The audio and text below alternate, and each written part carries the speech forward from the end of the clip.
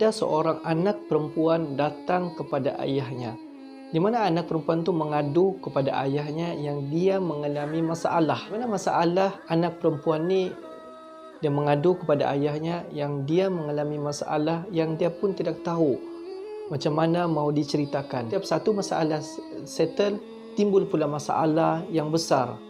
Setiap masalah besar yang settle, timbul lagi masalah lain. Sampai satu tahap anak dia sampai give up, surrender untuk meneruskan kehidupan. Ayahnya seorang tukang masak. Ayahnya pada ketika itu hanya berdiam. Lalu dia membawa putrinya tu ke dapur. Ayahnya mengambil 3 kuali, letakkan di atas api dan dihidupkan api dengan api yang agak besar. Dan diletakkan di dalam kuali itu, setiap kuali itu berisi air. Dan kuali pertama tu ayahnya meletak beberapa biji kentang. Dan kuali kedua tu ayahnya letak beberapa biji telur.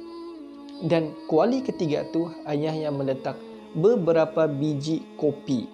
Lepas itu ayahnya duduk dan menunggu sehingga air di dalam kuali itu mendidih. Sementara menunggu air itu mendidih, ayahnya hanya berdiam. Dan anaknya tidak sabar untuk menunggu jawapan daripada ayahnya. Dan pada masa itu anaknya pun kelihatan tidak sabar untuk menunggu apakah jawapan, apakah respon ayah dia untuk menyelesaikan masalah anaknya.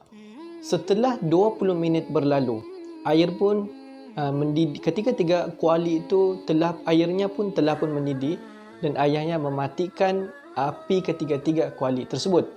Dan ayahnya mengambil 2 mangkuk dan 1 cangkir. Di mana kuali yang pertama, ayahnya mengambil kentang dan meletakkan kentang itu ke dalam mangkuk. Dan kuali kedua yang berisi telur, ayahnya mengambil telur dan meletakkan telur itu ke dalam mangkuk. Dan kuali ketiga yang berisi biji kopi, ayahnya mengambil dan meletakkannya ke dalam cangkir. Lalu ayahnya memanggil anak dia, "Nak, kemari kamu." Lepas tu anaknya pun mendekati ayahnya dan ayahnya bertanya kepada anaknya, "Apa yang kamu nampak?" Lalu anaknya pun menjawab, "Kentang, telur dan kopi," dengan jawapan yang tergesa-gesa. "Cuba kamu lihat lebih dekat dan rasa." Lalu si anak pun melihat lebih dekat ke arah kentang tu dan memicit-micit kentang tu. Kentang ni lembut. Dia memberitahu ayahnya. Ayahnya membagi anaknya telur tadi. Dan ayahnya menyuruh anaknya untuk memecahkan telur tersebut. Selepas anaknya memecahkan telur tersebut, ternyata hanya tinggal telur rebusan. Lalu yang ketiga, ayahnya menyuruh anaknya merasa biji kopi tadi. Apabila tercium aroma kopi tadi, anaknya tersenyum. Lalu anaknya bertanya, "Ayah, apakah erti semua ini?" Sang ayah pun menjawab, "Kentang, telur dan kopi ini mengalami masalah yang sama. Ketiga-tiga ini mengalami masalah yang sama, iaitu menghadapi masalah air yang mendidih. Namun, ketiga-tiga ini menunjukkan reaksi yang berbeza." Melihat kentang ini pada mulanya dia keras dan kuat. Dan ketika kita rendam ke dalam air yang mendidih, dia mula berubah menjadi lembut dan lemah. Itu juga dengan telur.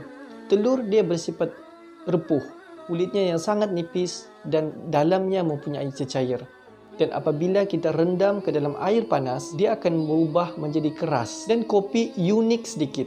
Bila kita ambil biji kopi, kita rendam ke dalam air, dia mampu untuk mengubah bentuk dan juga wangian. Si ayah bertanya lagi kepada anaknya, "Kamu termasuk di bahagian yang mana?" Dia bingung. Lalu ayahnya menjelaskan, "Kamu mengalami masalah, ketika kamu mengalami kesulitan, bagaimanakah cara untuk kamu mengatasi solusi setiap masalah yang kamu hadapi itu? Adakah kamu seperti kentang? Adakah kamu seperti telur? Ataupun adakah kamu seperti biji kopi?" Dalam hidup kita ini banyak yang terjadi di sekitar kita. Banyak hal-hal yang terjadi pada kita.